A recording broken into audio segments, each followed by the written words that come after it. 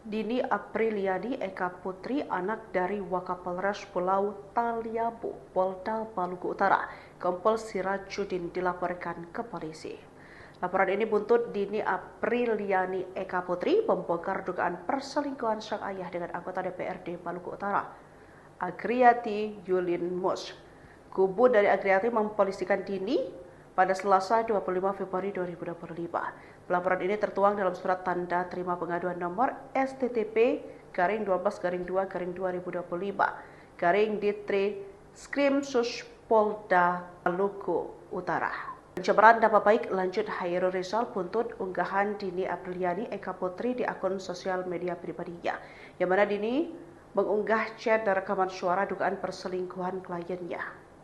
Lebih lanjut, Kabid Humas Polda Maluku Utara AKBP Bambang Suaryono membenarkan jika Kompol S telah dipatsus pada Kamis 27 Februari. Wakapolres Pulau Taliabu, Provinsi Maluku Utara, yakni Kompol S akhirnya dilakukan penahanan buntut kasus dugaan perselingkuhan dengan Ketua Komisi Tua DPRD Malud AYM. Perwira penegak itu dilakukan penempatan khusus usai diperiksa Propam Polda Maluku Utara.